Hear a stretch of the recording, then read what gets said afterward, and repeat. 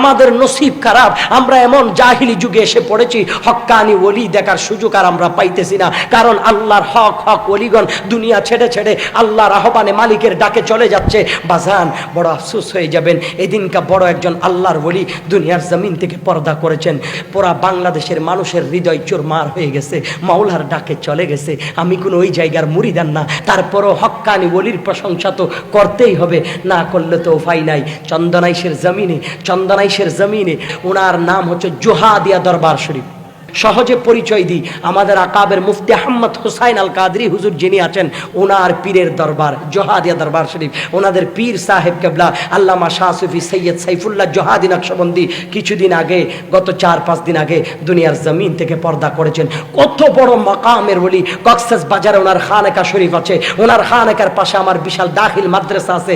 আমি দেখেছি উনি যখন ওই জায়গায় যায়, লক্ষ কোটি টাকার মালিকরা বিশাল মাহফিল করে ওনাকে দাওয়াত দিতে চায়। আল্লামা সাইফুল্লাহ জোহাদি হুজুরকে উনি কারো মাহফিলের স্টেজে যায় না, কুটিপতি দাওয়াত দিলে খাবারের খাইতে যায় না। আর যখন ওনার মন ছুটে সাদা সিধে ছোট্ট কঙ্কালের মতো হ্যাংলা পাতলা আল্লাহর এই মেহবুব বলি দূর মেরে গরিবের ঘরে চলে যায়। একদিন আমি আমার মাদ্রাসায় গিয়েছিলাম, ফজরের নামাজের পরে আল্লাহর ওলি সাইফুল্লাহ জোহাদি হঠাৎ করে দেখা যায়। আমি বলিও নাই, বললে আনতেও পারবো না, কারো কথাই তিনি যায় আর আসে না। হঠাৎ করে আমার মাদ্রাসায় এসে মাদ্রাসার মাঠে বাবা হাত তুলে দিয়েছে। আমি নামাজের পরে যখন মাদ্রাসার মাঠে গেলাম, দেখলাম যে আল্লামা সাইফুল্লাহ জোহাদি হুজুর হাত উঠাই দিছে। আমি তখন হুজুরের কদমের পাশে গিয়ে হাত উঠাইলাম।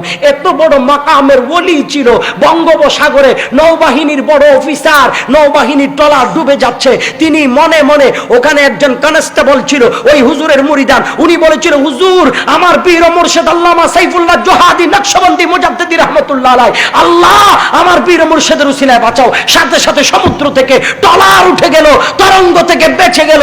ওই ক্যাপ্টেন যিনি নৌবাহিনীর প্রধান ছিলেন, উনি এসে সাইফুল্লাহ জোহাদির কদমে বলে, হুজুর আপনি যে তো বড় মাকামের ওলি আমি চিনি নাই, আপনি আমাকে একটু গোলাম হিসেবে কবুল করুন। সুবহানাল্লাহ। কত বড় মাকামের ওলি ছিল ভাই, যার কাছে প্রধানমন্ত্রী, আমার বাংলাদেশের মন্ত্রী গিয়েছে।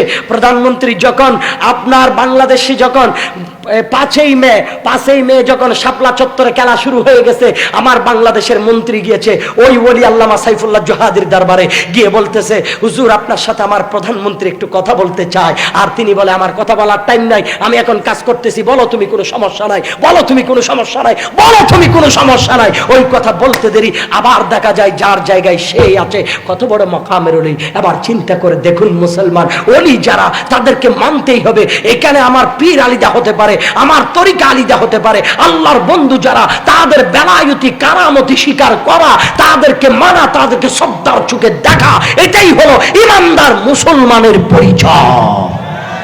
ওনাদের উরুষের কোনো ব্যানার নাই, পোস্টার নাই, প্রচার নাই, প্রসার নাই, কোনো ধরনের আওয়াজ নাই। আমি জানাজায় গেলাম, লক্ষ লক্ষ মানুষ, রাইতের 9টায় একটা মানুষের জবানে কোনো শব্দ নাই, নীরব নিস্তব্ধ অবস্থায় হুজুরের কফিন মোবারক আনতেছে রওজার দিকে।